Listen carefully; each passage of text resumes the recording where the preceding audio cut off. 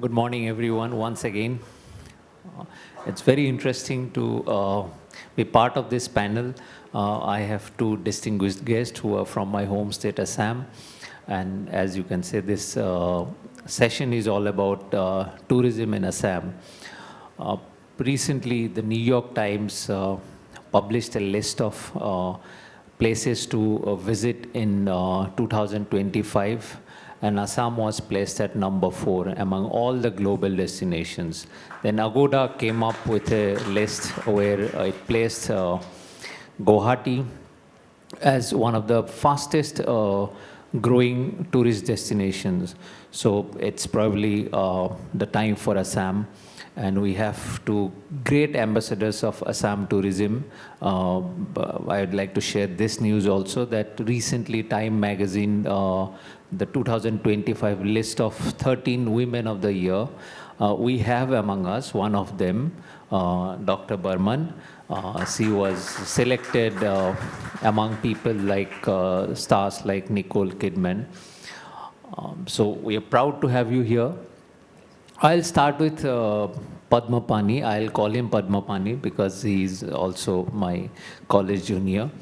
So can't forget that.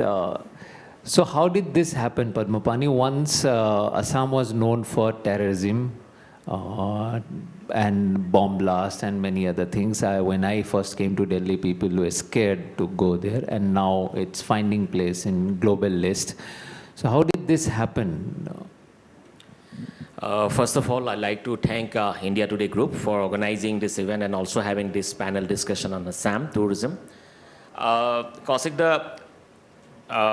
this is rightly asked, if you ask anybody, nobody had ever thought of this thing that New York Times would rate Assam one of the 52 destinations. That is also at number 4 to be visited in 2025. We had a long history of insurgency in the state, and this all has now become possible. Now New York Times or Agoda's rating, this is because of the perception change. I strongly feel perception change with constant support from the union government under the leadership of Honorable Prime Minister in last 10 years, and also the efforts that put by the state government in last 4-5 years under the leadership of our Chief Minister. Because if you see that central government now considering Northeast India as the Astalakshmi, they are putting so much effort to bring Northeast in the global map, so much of efforts on development and promotion. And if you see precisely perception change and certain factors behind that. First, I strongly feel that law and order. The law and order has improved tremendously in Assam in last 4-5 years. So much efforts to sign peace accords from the state government side, also supported by the union government. Secondly, there are no such insurgency incidents in last 4-5 years, 6 years. Then there is no protest as such in Assam. This is the prime reason, law and order. Secondly, the systematic approach. This New York Times specifically mentioned about the tourism potential in Assam, that is Soraido Moidams, Kaziranga National Park, Kamakhya Temple. We had all these things, but there are no systematic approach. Ever since this new government in the union, since 2014, they have given us full support to the state. And also our Chief Minister made the point that we should bring Soraido in the international platform. We made that dossier, supported the union government, India's single nomination in the UNESCO's World Heritage Site. Our Honorable Prime Minister, the first Prime Minister in Indian history to stay in Kaziranga for a night. After this visit of Honorable Prime Minister, the upsurge of tourist footfall in the state. Third, I strongly feel the infrastructure. Look at the infrastructure. State government is putting, substantial amount of budget in the infrastructure development, also supported by union government. Union government in the form of Swadesh Darshan, we have allocated 2 destinations in Assam, 100 crore each. Kamakhya corridor is being developed under PM Divine. We have given destination under challenge-based destination development by the government of India. We are also given central capital assistance for development, beautification, Ranghat and State Zoo. State is also pushing or encouraging private investments in the tourism sector. So this is basically, the systematic approach, law and order, and infrastructure development that has taken place in the last 10 years and 4-5 years in state government that's actually helped in changing perceptions. I think this is the major reason for having such ratings nationally and internationally. When I was growing up, there was a bird in Assam. In Assamese, it's called hargila. In English, it's greater adjutant stork. And it used to be everywhere. Then I realized that it became extinct. And in Delhi, I met several people who actually asked me that they wanted to go to Assam to actually see this bird. And if that became possible from almost on the verge of being extinct to now becoming a tourist attraction in some ways, it is because of one woman, Dr. Burman. She is popularly known in Assam as Hargila Baidev. And because of her efforts, that bird also has contributed to some extent in Assam tourism. Now, I want to bring this part, ma'am. Conservation or environmental activists, how actually they can play a part in managing or increasing tourism in a state, because it's often seen as a contradictory thing, because in most places we see that environmentalists protest about tourism invasion, if I can use that word, but you are actually indirectly contributing to Assam's tourism. How do you see how actually both forces can work together? Thank you so much, Mr. Kaushik Deka. So I'm so honored to be here. Thank you so much for inviting me. Thank you so much, India Today, for inviting us and for bringing Assam to the global spotlight. And yes, and I'm very blessed to hear that you keep hearing about the Hargila. Good morning, everyone, and namaskar from Assam. And so as Mr. Kaushik has told you about the bird, I think you might be very curious. So, and I also want to share that although I am mentioned here, introduced here as Purnima, so please forget my name forever. I come here as Hargila birds. Wherever I go, I go as Hargila birds, and I want everyone to represent one bird or one species and give voice, and I think the world will be so beautiful, right? So I thank you so much. Could you see the Hargila bird in my Assamese traditional mekhela sadar? Could you see? Yeah, maybe I can come to the front. Yeah. This is made by our women, Hargila Army. We have more than 20,000 women who are called as Hargila Army. So they give voice for these birds. So it is a community-based conservation story led by our women. And so you can see the Hargila birds, I think, in my ears also, and in my neck also, in my soul. And I want to spread this love for Hargila birds from my heart with all of you. And I think we can soar like Hargila to Assam, right? Thank you so much. So as I'm asked about the conservation and tourism, and I must say here about the sustainable and responsible tourism, and I think it is so important. And I would say that conservation or community-based story and tourism, they go hand in hand.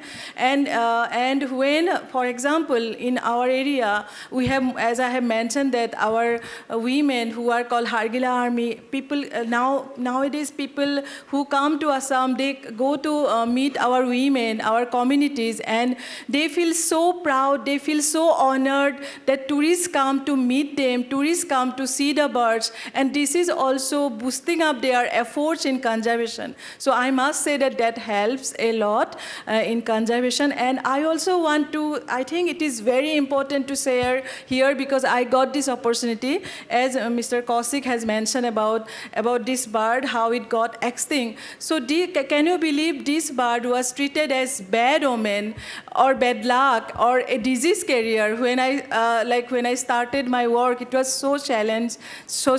And once our communities have realized, and when they stand out for these birds, and they now bring this bird from a bad omen to a cultural icon. So when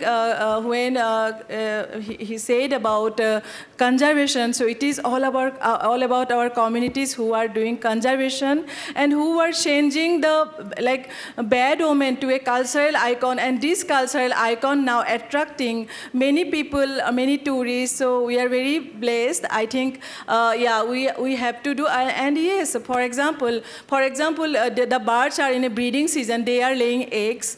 So at that time, when tourists go, we have some mandate. We keep telling them that you can observe them from far, or maybe you cannot go to all the locations. You can see them from far by taking a binoculars, and rather you please go to the loom, to our Hargila Learning Center. You go to the loom, see the birds here, meet the people, and experience the culture, the tradition, the dance, and the coexistence.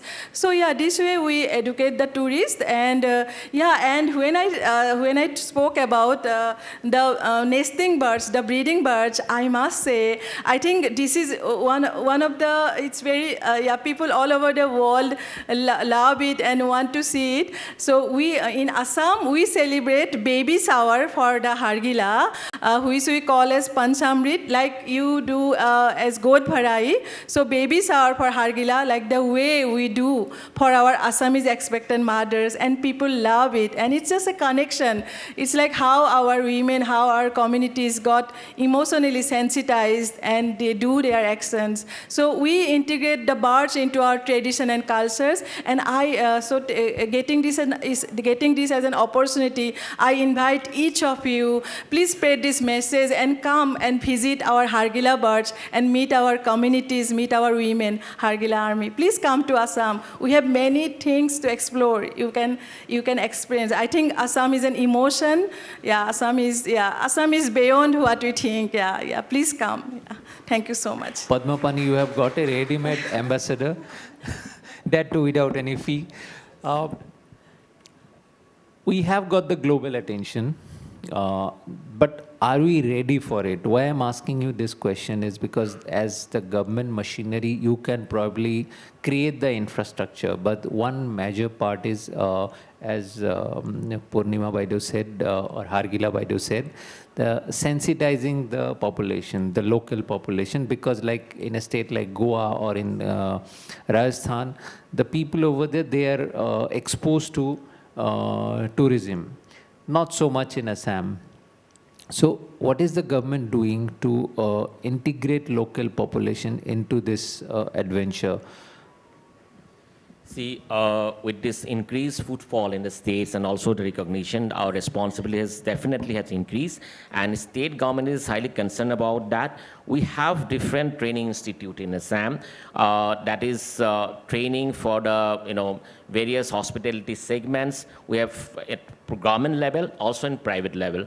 We have hospitality institution that we have collaborated with Tata Trust, and that is running in Sonapur area. We have trained our hospitality manpower so that we can provide a world-class service to the tourists they are visiting Assam. Along with that, we are trying to engage the local communities through our homestay program. We have a cluster-based homestay in Assam that we are supporting tourism self-help groups with capital subsidy, also marketing and promotional support. This is totally community-driven homestay policy that we are trying to engage. We are giving this support to 10 member of groups. So this community is involved and trying to engage in the local areas, local communities, also through our tea tourism investment and also promotional policy. Government is providing capital subsidy to iconic tea bungalows and also trying to tea communities, tea tribes communities to these hospitality sectors. Such hospitality projects already are in operation places like Dibrugarh, Kaziranga, and also recently Tezpur, and being managed by professional hospitality groups. They are also engaged in the local communities. So somehow I strongly feel people from outside Assam and from the other parts of India and globally also have never encountered any particular such incident in Assam that we are not hospitable. People from Northeast are very hospitable, I strongly feel, and people prefer to visit Northeast. And at the same time, we are also trying to outreach through various training programs that is for drivers, taxi drivers, because they are the first encounter, tourists encounter taxi drivers along with the safaris, Kaziranga and other places, and also service sector manpower. So I strongly feel that in coming days, we are very much equipped to to meet such challenges and very much keen to welcome tourists nationally and globally. Hargila Vaidu, if you have to give one suggestion to Mr. Bora about how to improve tourism, sustainable tourism, of course, what would that be? It's a direct, you can communicate directly. Yes, when Assam is now a fourth rank in the destination out of this 50, I think, destination by New York Times. I think I'm not someone to advise, but it's like, they're doing so much. There is always a scope for improvement. Yeah, there is, yeah. But yes, of course, I can request, and yeah, what is my experience is, we have, yeah, when Sir was mentioning about the hospitality, I think that is an opportunity for us, the warmth hospitality of our people in Assam. I think we don't find it anywhere in the world, and I think that is also one kind of marketing, or maybe in other words, yes, it is one of the opportunity, and I think that is also one of the reason that people love our simplicity, the warmth hospitality, and I was thinking just when I was sitting there, like yes, we have now enough scope, like we have our national parks, we have our new national parks like Jalao, new national parks, and we have enough national park sanctuaries. We are in the hotspot of biodiversity, and I think we can do lots of more marketing, like yes, in terms of fresh air, maybe we can do, like for example, people sitting in Delhi or people staying in Delhi, they can, so we can we can do in terms of maybe we invite them to the villages. So we have to think beyond now. So we can also maybe include villages. We have our villages so beautiful, and people can have peace visiting the villages, and especially because from my own experience, I work in the backyard of people, mostly in the villages, and in those villages in the backyards, they have like a bari. In Assam we call bari, that is like a jungle, like village jungle, something like this, the backyard where we have enough trees, like it's a dense biodiversity, but we often overlook. So we can do those resource also as a marketing, and I think they are the lung of our biodiversity. And I would say something, when people keep visiting, yes, and I must acknowledge here, many people, after this New York announcement, so many people like conservationists, researchers, they kept calling me, wrote to me, congratulated, and they said, people, like, it's just a blessed moment for us. And I must say something from my own experience. For example, when some people, conservationists, recently director of ecosystem from UNEP, Ms. Suzanne Gardner, she visited just last week. This way we have many people who keeps visiting, and I keep talking to everyone. Recently we had a guest from Netherlands, and whenever we go, I keep taking them to the villages mostly, apart from the national parks, and I keep talking them. See, for example, I had a visitor, a scientist, Aaron. So I told Aaron, I told him all the time. I was explaining about the trees when we were passing, when we were passing through the road, the trees, and I all the time I keep talking. So we are in a biodiversity hotspot. So when he was eating something, Aaron, you are eating the biodiversity. You are eating the biodiversity from our biodiversity hotspot. So those things we can market. So we have to say enough about our biodiversity hotspot. So it will help our communities and also our future youths, who have lots of scope to do work on our biodiversity. So so in terms of tourism also and research also. Thank you. Padmapani, what is that one challenge, as the tourism secretary, you would say that this is one challenge that we need to overcome? Means we have got the attention, you are doing your best, the government is doing your best, you have the support of the central government also, but that one big challenge, one stumbling block for Assam tourism? Again, I'll tell the change in perceptions. Because, we have started getting tourist footfall in the state. We are working on that. We are trying to build up new infrastructures in a sustainable manner. We are getting support from the central government. We are getting recognition. But obviously, still some people have that apprehension whether to visit Northeast or Assam. Is it safe or not? It's completely safe. That perception has to be changed. This is the biggest challenge I feel we need to overcome. And now we are totally free of insurgency, law and order has improved, we have infrastructures, and we are coming with some new tourism product, because we have conventional tourism of wildlife, temples, we have hills, we have various other destinations, adventure destinations, Namiri or Panimor, but we have come with some new the products like tea tourism, river tourism, also wedding tourism, and this year budget we have announced concert tourism. Assam is going to organize international concert this year, and we are trying to make Assam a all-season destination. This is not restricted to seasonal tourism of Kaziranga or any other things. We are going beyond that. So we welcome all of you and urge everyone, you change your perception, visit Northeast and Assam. We are ready to host you. Before New York Times recognition came in, before Agoda recognition came in, India Today recognized Assam as a tourist destination or a place to go. So much so that our editor-in-chief and chairman, Mr. Arun Puri, celebrated his 80th birthday in Assam last year.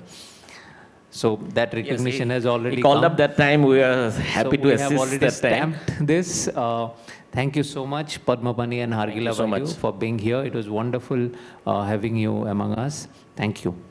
Thank you so much.